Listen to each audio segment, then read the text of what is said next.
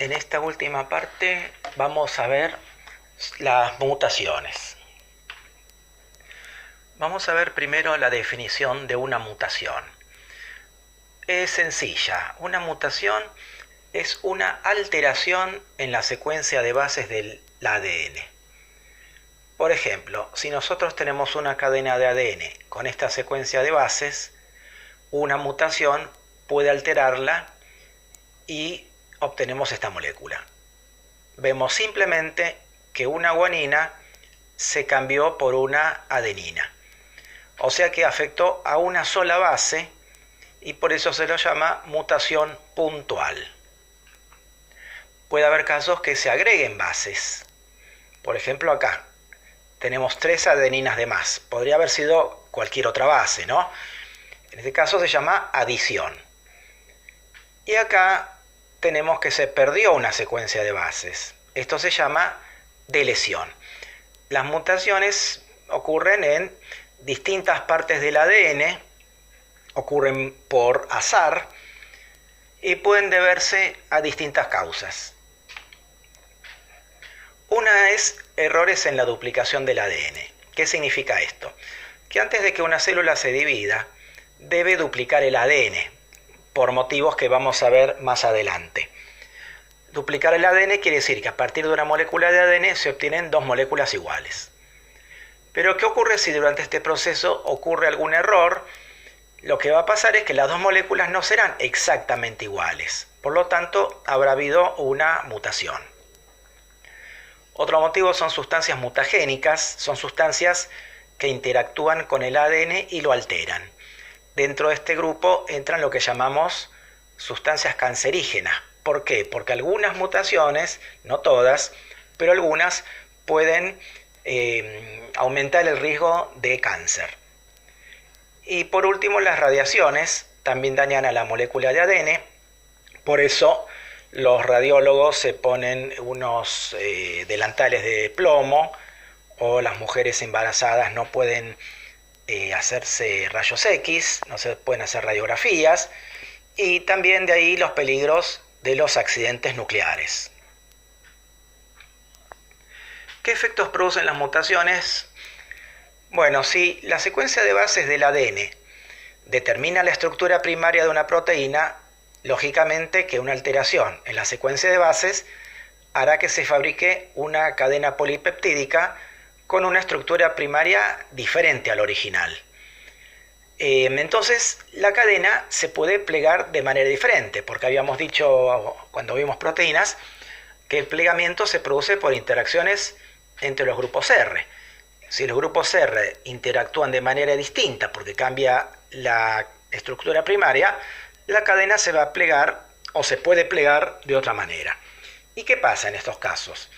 Puede ser que la proteína no funcione, o puede ser que no se fabrique, o sea, puede haber una mutación durante algún paso de la síntesis de una, no de la síntesis, sino que a veces una proteína puede ser responsable de la síntesis de otra, y así sucesivamente, como una vía metabólica, y que el producto final sea una proteína que no se fabrique.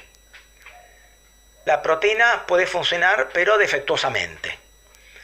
O puede ser que la proteína igual siga funcionando. O sea, si la mutación no altera el funcionamiento, es como si no hubiera ocurrido. Ahora, ¿qué ocurre si una proteína no funciona o si funciona defectuosamente? Depende de la proteína. Si la proteína es fundamental, la célula muere. Pero también pueden seguir con vida y realizar algún proceso defectuosamente. Y si la proteína no es fundamental para el mantenimiento de la vida, la célula lógicamente seguirá con vida. O sea que son variadas los efectos de una mutación. Vamos a ver lo mismo que antes, los tipos de mutaciones, pero con cierto detalle, y de paso se hace un repaso de lo que vimos en la síntesis de proteínas y el código genético. Hagamos de cuenta que es una proteína normal. Funciona normalmente, podemos hacer de cuenta que es una enzima y que este es el sustrato. Podemos hacer de cuenta que esto es un puente disulfuro. Y acá lo que hicimos fue numerar cierta secuencia de aminoácidos. Isoleucina, valina, metionina. Y este es el ARN mensajero que se utilizó para fabricar esta proteína. O sea que este codón corresponde a isoleucina, este codón corresponde a valina, y así sucesivamente. O sea que vemos lo que dijimos antes, que la secuencia de bases del ARN mensajero determina la estructura primaria de una proteína. Pero, ¿qué ocurre? Esta secuencia de bases del mensajero proviene de un ADN. Las mutaciones son en el ADN, no en el ARN. Lo que pasa es que si muta el ADN, la cadena de ARN mensajero va a ser diferente a lo que hubiéramos obtenido sin la mutación. Por eso dibujamos acá el mensajero y no el ADN. Pero recordemos que las mutaciones son en el ADN. Acá tenemos una sustitución de un aminoácido por otro. Vamos a ver este aminoácido marcado. Es la cisteína. La cisteína, si recuerdan, es la responsable de la formación de puentes disulfuro. Si hay una mutación y cambia este codón, el aminoácido que va a corresponder no va a ser cisteína, sino triptofano. Al haber triptofano, no puede haber enlace disulfuro. Entonces, este enlace de acá se rompe y no está más acá. En consecuencia, estas dos cadenas, en realidad este dibujo tendría que haber estado un poco más exagerado. La idea es que estas dos cadenas, estos dos segmentos de la cadena quedan más separados y por lo tanto esta enzima podría funcionar defectuosamente o quizás podría directamente no funcionar. También puede ocurrir que al cambiar un aminoácido por otro, si acá había cisteína, este codón sea un codón sinónimo y por lo tanto siga codificando para cisteína. En este caso, la mutación es silenciosa. ¿Eso qué quiere decir? Es como si no hubiera habido. ¿Por qué? Porque la proteína que se formó con la mutación es igual a la que se formó sin la mutación.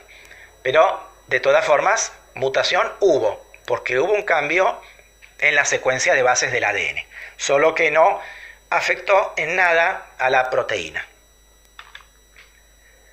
Esto es una mutación sin sentido. Acá, en el cuarto codón, había una tirosina y un codón UAU. ¿Qué pasa si por una mutación, en vez de codón UAU, tenemos un codón UAA? Esto es un codón sin sentido, un codón de terminación. Eso quiere decir que la proteína, cuando se fabricaba, se encontró con un codón sin sentido donde no debería haberlo. Entonces acá la síntesis se interrumpió antes de tiempo. Esta proteína no va a funcionar. Es una proteína que se fabricó por la mitad. Acá tenemos una delesión. La delesión es la pérdida de una base. Veamos acá. Este codón corresponde a isoleucina. Este codón corresponde a valina. Acá tenemos un codón que corresponde a metionina. Pero ¿qué pasa si sacamos esta guanina? El codón resultante va a ser AUU. Este codón no corresponde más a metionina, corresponde a isoleucina. O sea, lo que ocurre acá es que se corre toda la secuencia de codones. Esto se lo llama corrimiento del marco de lectura. Marco de lectura es lo que se lee, ¿no? La secuencia de mensajero que se lee.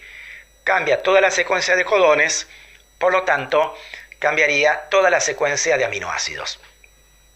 Eso quiere decir que se fabrica una cadena polipeptídica completamente distinta,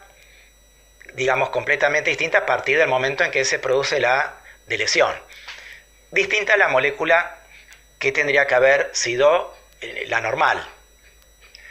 Esto no quiere decir que se va a fabricar una proteína nueva que va a tener una función nueva. Quiere decir que se fabrica una proteína mal hecha, o sea que esta proteína no va a funcionar. Acá no está graficada la adición, pero es lo mismo. Supongamos que yo, en vez de quitar un nucleótido, agrego uno. Se va a correr el marco de lectura, porque acá si tengo GUU y agrego una G, el nuevo codón va a ser GAU. O sea que tanto la deleción como la adición provocan corrimientos en el marco de lectura. Este simplemente es un cuadro con un resumen, tipos de mutaciones. La mutación puntual es un cambio de una base por otra y puede provocar que un aminoácido se sustituya por otro, una mutación silenciosa o una mutación sin sentido. Acá están los efectos, no los vamos a repetir. Y el agregado o pérdida de bases es una deleción cuando hay pérdida, adición cuando hay ganancia de bases. Una aclaración, yo puse la ganancia o la pérdida de bases, en el ejemplo que hice acá fue de una base, pero pueden perderse o ganarse mayor cantidad de bases. Ambos casos provocan corrimientos del marco de lectura. Y así terminamos con el capítulo sobre las mutaciones.